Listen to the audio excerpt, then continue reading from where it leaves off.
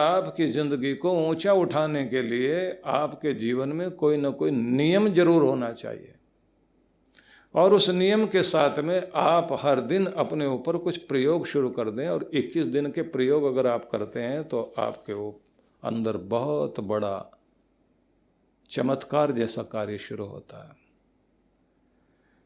कहते हैं इबादत तुम्हें एक मुकाम तक लेकर जाती है। इबादत तुम्हें एक मुकाम तक लेकर जाती है, लेकिन दीवानगी ही है जो आगे का रास्ता दिखाती है। आपकी पूजा पाठ आपको एक मुकाम तक, एक जगह तक तो लेकर आ जाएगी, लेकिन उसके बाद का रास्ता दीवानगी से शुरू होता है। दीवानगी पागलपन है, दीवानगी वो मस्ती है, वो रस है, ऐसा पागलपन कोई हटाए रोके हटे नहीं आदमी, लग जाए उसमें। लोग कहें कि बुद्धि खराब है, कहाँ लगा हुआ है, और वो व्यक्ति हटाए से ना हटे, लगा रहे, तो कहते हैं फिर रास्ता दीवानगी ही दिखाएगी। अब आप में कितना दीवानापन है। कोई दीवाना हो गुरु का, दीवाना हो कोई धर्म का, देश का, धर्म का, गुरु का, फर्ज का, माता पिता का, कर्तव्य का, किसी का भी दीवानापन आपकी ज़िंदगी में दीवानगी आ जाए तो उसके बाद देखिए क्या कमाल होता है। इतना दीवानापन, अपना सुख दुख भूल जाए, दिन रात भूल जाए, लोग क्या कहेंगे इसको भूल जाए। वो दीवानगी आपको जो देती है उसका तो मुकाबला ही नहीं। इसलिए दुनिया में अगर किसी ने इतिहास रचा है तो दीवाने लोगों ने इतिहास रचा है। जो बहुत ज़्यादा सोच समझ वाले होते हैं ना, वो कुछ नहीं कर पाते। किसी ने जो कहा कि भ्रष्टाचार को मिटाना है, या किसी ने कहा कि देश को ऊपर उठाना है, किसी ने कहा कि अब दुनिया बदलेगी, आज से हम बदलेंगे, जग बदलेगा, आज से तैयार होते हैं। कितने लोग तैयार हैं? सब ने हाथ खड़े किए। कौन साथ चलने को तैयार है? दुनिया बदलेंगे हम लोग, आने वाला संसार बहुत अच्छा हो सके, बेहतर हो सके। बैठे बैठे बातें करने से कुछ नहीं होगा, आओ चलते हैं। सब ने हाथ खड़े कर दिए, मैं भी तैयार, मैं भी तैयार, मैं भी तैयार। आज की थोड़ी सी कुर्बानी कल के लिए एक नया सूरज उगाएगी। आज की तैयारी कर लो, सारे तैयार। नेता चल पड़ा आगे, थोड़ी दूर चले, चौराहे तक गए और बोले बस यहाँ से हमारा रास्ता आगे जाएगा। अब उनमें से कुछ बोले जरा घर होकर के आए, उनको बता के आ जाएं कि बस हम लोग जो है थोड़ा टाइम हमको लगेगा, 4-6 महीने भी लग सकते हैं, साल भी लग सकता है। अब नेता ने कहा कि भाई चलना तो साथ चलो। बोले साहब घर बताने में हर्ज क्या है। गए और आए, लेकिन जो गए वो फिर नहीं आए, क्योंकि 1 सेकंड में मन बदलता है। बड़ी क्रांतियां जागती है लोगों के अंदर। इसलिए कहते हैं शुभस्य शीघ्रम, शुभ जागे है तो शीघ्रता कर लेना, क्योंकि भलाई बहुत शर्मीली है। भलाई बहुत शर्मीली है। भलाई कल पर बात को टालने का काम करती है। बुराई बड़ी जिद्दी है। बुराई तो बड़ी हटीली और इतनी कमाल की, वो नकद सौदा करती है। वो कभी ये नहीं कहते कि इस आदमी ने मुझे जो है गाली दी है तो इसको जो है 5 दिन के बाद जब फुर्सत होगी तब इधर से निकलेंगे और इसको 5 गाली सुना के जाएंगे। ऐसा कभी नहीं होता कि आप किसी को जो धन्यवाद करने के लिए तो आप साल का टाइम ले सकते हैं किसी के लिए। इधर से आएंगे जाएंगे, इसके एहसान बहुत हैं, मिलते हुए थैंक्स कर जाएंगे। लेकिन गाली देनी हो तो आदमी 1 सेकंड देर नहीं करता, तुरंत सौदा, नकद सौदा। इधर से लिया उधर से दिया, 1 लिया और 2 दिया। 1 गाली आई और 2 क्या 4 वापस भेजता है आदमी। इसलिए कहा जाता है, स्वामी रामतीर्थ बोलते थे, स्वामी राम तीर्थ का वाक्य था कि धर्म नकद सौदा है भाई, उधार नहीं है। इसे कल पे मत टाल देना। जिसने इसे कल पे टाल दिया वो धार्मिक नहीं हो सकता। जीवन में ऊंचाई लानी हो तो कल पे मत टाल देना। जीवन को अगर ऊंचाई पर ले जाना है, कुछ अपने जीवन में निखार लाना है, कुछ बेहतर बनने की चेष्टा करना चाहते हो तो भाई इसको कल पे मत टाल देना। कल पे अगर टाल दिया तो वो कल बदल जाएगा मन, क्योंकि फिसलने की आदत है। इतने जन्मों से फिसलते आए हो, गिरते आए हो, तो बड़े जल्दी फिसल जाओगे। ऊपर उठना बड़ा मुश्किल है। पानी को ऊपर पहुंचाना, उसके लिए पंप लगाना पड़ता है, पूरी फोर्स से पानी ऊपर भेजना पड़ेगा। लेकिन ऊपर का पानी जो है नीचे लाना हो, कोई पंप लगाने की जरूरत नहीं है। वो तो अपने ग्रेविटेशन की फोर्स से अपने आप नीचे आएगा, इतनी तेजी से आएगा। इसलिए लोग जो है अपनी टंकी ऊपर लगा के रखते हैं, वाटर टैंक लगा के रखते हैं, उसको तो मोटर से पानी पहुंचाएंगे ऊपर, लेकिन ऊपर वाला पानी तो आराम से नीचे आता रहता है। इतना तेजी से आता है, इतना तो मोटर से भी तेज पानी नहीं आता। फिसलने में बड़ा आनंद आता है। बच्चे जो है वो लगा हुआ होता है ना फिसलने का पार्क में, तो एक तरफ सीढ़ी लगी होती है, दूसरी तरफ से फिसलते हैं चढ़ के। चढ़ने में बच्चों को जो है मज़ा नहीं आता। ऊपर बैठ के जब फिसलते हैं तो बड़े खुश होते हैं, हो की आवाज़ निकालते हैं साथ साथ। फिसलने में बहुत मज़ा है। आप कहेंगे आदमी एक ऊंचाई तक जाए और फिसले, ये तो बच्चे करते हैं। लोग सारे बड़े बड़े लोग ज़्यादा करते हैं। एक ऊंचाई तक सारे दिन में पहुँचे, रात में बोतल खोल ली, जहाँ थे वहाँ से नीचे फिसल के आएंगे। उस फिसलने में बड़ा मज़ा आता है उनको। जानवर बने रहने में बड़ा मज़ा आता है। और फिर आपने देखा होगा, जब तक आप होश में और समझदारी में हैं तो आप सीधे चलते जाते हैं। सड़क पर आप किसी शराबी को चलते हुए देखना, सड़क के बीचों बीच चल रहा होगा तो पर टेढ़ा टेढ़ा टेढ़ा टेढ़ा चलते चलते नाली की तरफ जाके वहीं गिरेगा। नशा आपको नाली की तरफ ही लेके जाता। फिसलने में बड़ा मज़ा है। इसलिए बात ध्यान रख लीजिए कि हर आदमी अपने सोच विचार चिंतन मनन की दुनिया से निकलकर जहाँ सोचना ही ना पड़े। जानवर सोचता नहीं है, नीचे आने में बड़ा मज़ा लगता है। इसलिए फिर आपको ये कहना चाहता हूँ कि पहले काम करना होगा उत्तिष्ठत जागृत प्राप्य वरान निबोधता, कि उठो, जिस परिस्थिति में तुम हो उससे ऊपर उठने की कोशिश करो। उससे ऊपर उठते हो तो ये बात ध्यान रख लीजिए कि तब अगला कार्य आ जाता है जागरण का। तीसरा कार्य होता प्राप्य वरान निबोधता, जो तुम्हें प्राप्त करना है उसको जानना, फिर उस पर प्रयोग करना। तो निर्णय करके कुछ दिन दीवानगी पैदा करके काम शुरू करने चाहिए और 21 दिन का नियम बना लेना चाहिए। नवरात्रों में 9 दिन के प्रयोग हैं और 9 दिन के प्रयोग में 9 शक्तियों को जागृत करने के लिए कहा जाता है। वो जो 9 शक्तियां हैं वो आपके जो मस्तिष्क में जैसे आपके शक्तियां हैं, ऐसे आपका जो मिनी ब्रेन आपका कहलाता है, वो सारे 6 चक्र जो हैं आपके, इनसे ऊपर वाला जो 7वां है, इस 7वें के साथ में 2 चक्र और माने गए हैं, जिससे कहते हैं वेदों में तो 8 चक्रों का वर्णन है। अष्ट चक्रा नवद्वारा देवानाम पूर्वयोध्या। तुम जिस अयोध्या नगरी में रहते हो, शरीर की नगरी में रहते हो, इसमें 8 चक्र हैं। एक को बिंदु चक्र कहा गया।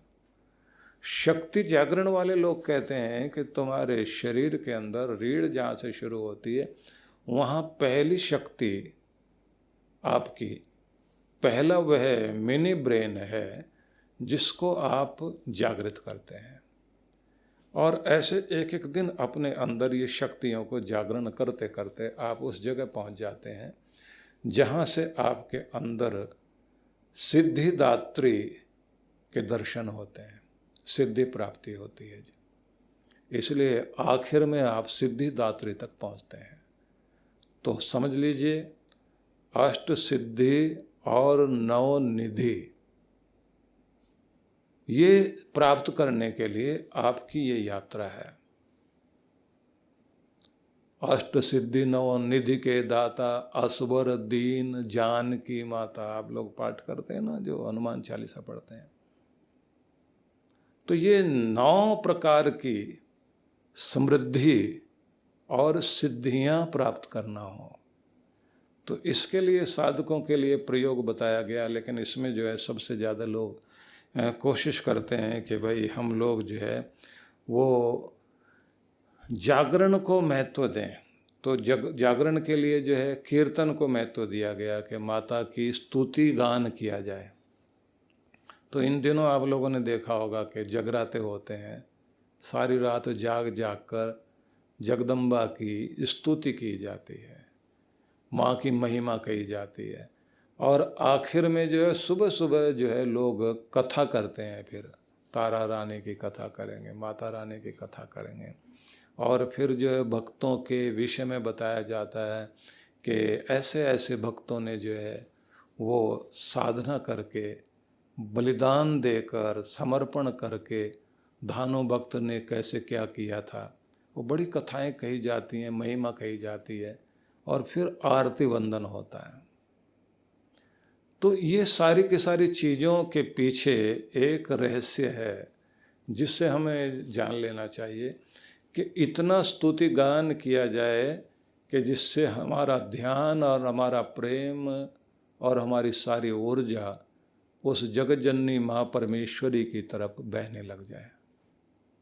तो पहले तो ये काम करना होता है, और उसी के साथ में फिर अगली बात आती है कि जब आपका प्रेम उधर की तरफ बहने लग जाए तब आप पूरी तरह से जागृत हो जाए। वो जागृत होना क्या है? आधा मन इधर आधा मन उधर नहीं, एकाग्रता साधने वाले बन जाएं। ज़्यादातर हम लोगों का मन जो है वो दोनों तरफ दौड़ता रहता है, पास्ट में फ्यूचर में मन की आदत है। वो जो है उस क्षण में नहीं टिकता जिस क्षण को आप जी रहे होते हैं। जिंदगी जहाँ है, जिंदगी कहाँ है? प्रेजेंट टाइम में, वर्तमान क्षण में। जो लम्हे आप जी रहे हैं उसमें आपका जीवन है। पास्ट तो बीत चुका, फ्यूचर अभी आया नहीं। और मन क्या करता है? वो पास्ट में जाएगा, पास्ट में क्या करेगा? बीती बातें याद करेगा। हम बड़े सुखी थे, हम बड़े दुखी थे। बुजुर्ग आदमी के पास पास्ट की बातें बहुत होती हैं, बैठो कभी आप सुनो, तो वो जो है ना भूत जो बीत चुका है उनकी बातें करेगा सारा, और भूत ही बना रहेगा, भूत प्रेत वाला भूत बना रहेगा, क्योंकि पुरानी बातें याद करेगा। तब इतना कमाया था हमने, इतने हम आगे बढ़ गए थे, ये हमारे पास था, फिर ऐसी ऐसी घटनाएं घट गई, फिर ये हो गया, फिर वो हो गया। जवान आदमी के पास में पास्ट की कोई बात नहीं होती, उसके पास सिर्फ फ्यूचर के सपने होते हैं। ये करूँगा, वो करूँगा, यहाँ जाऊँगा, वहाँ जाऊँगा, ये हो जाएगा जीवन में, वो हो जाएगा। तो पास्ट के बारे में नहीं सोचता, फ्यूचर के बारे में सोचता है। लेकिन आपने जीवन बिताया, जो बीता है वो आपका बुढ़ापा, जो आपका नहीं बीता वो आपकी जवानी। तो इसलिए आपका मन जो है वो दोनों तरफ जाएगा, पास्ट और फ्यूचर दोनों की तरफ। लेकिन आपने देखा होगा कि जो आप कार चलाते हैं तो कार में सामने भी बड़ा सा कांच शीशा लगा हुआ होता है, मतलब सामने देखने के लिए। लेकिन आपके स्टीयरिंग के ऊपर भी एक छोटा सा मिरर लगा हुआ होता है जिससे पीछे का दिखाई देता है, और साइडों में भी लगा होता है, लेकिन वो छोटा सा होता है। तो देखना पीछे भी है, लेकिन कितना? पीछे देखने के लिए छोटा सा शीशा, और सामने के लिए तो आपका जो है ना पूरी कार खुली है ना, सामने से दिखाई दे रहा। तो कहते हैं पीछे से कोई आपकी कमजोरी चल के ओवरटेक करके आपकी गाड़ी और आपकी यात्रा खराब ना कर दे, इसलिए इतना देखना तो जरूरी है। हाँ, पीछे जाना हो तो तब आदमी जो पीछे की तरफ गर्दन करके और पीछे की तरफ ही देखता रहता है। तो अगर पीछे ही जाना है ज़िंदगी में तो आप गर्दन पीछे मोड़िए, और अगर आगे जाना तो आगे देखिए, लेकिन उस साइड ग्लास जो लगा हुआ उससे बस इतना देखो कि पीछे की कोई कमजोरी, कोई पुरानी चली आ रही आदत वो आपका फ्यूचर ना बिगाड़ दे। बस इतना ही देखना होता है। और अगर उसको आप देख रहे हैं तो फिर आप संभले रहेंगे। तो ना तो पीछे ही अटके रहो और ना आगे देखते देखते पीछे को भूल जाओ। जीवन जागृति के लिए, होश के लिए है। इसमें क्या प्रयोग और करने चाहिए, इस पर भी हम लोग विचार करेंगे। इसको भी मैं आपको बताऊंगा, क्योंकि कहा जाता है कि आप अपनी दुर्बलता को शक्ति में बदलने की चेष्टा करिए। आपने ये भी कोशिश करनी है कि दुनिया के अंदर लोग जैसे जीते ना, कि कोई हाल मस्त, कोई माल मस्त, कोई तोता मैना सुनने में। तो कल चर्चा करेंगे इस सब के बारे में। आप सब के लिए बहुत बहुत मंगल कामनाएं।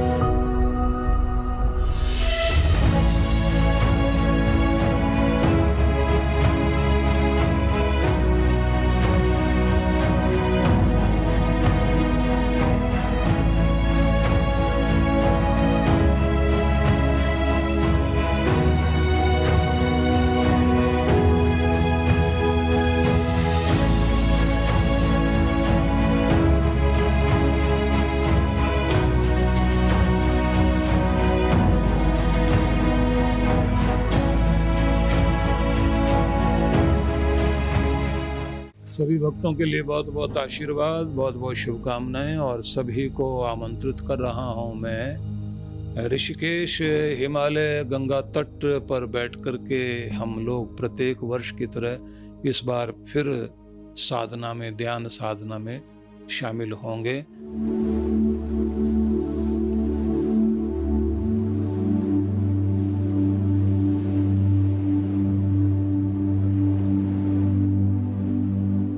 यह कार्यक्रम रहेगा 17 नवंबर से 20 नवंबर 2022।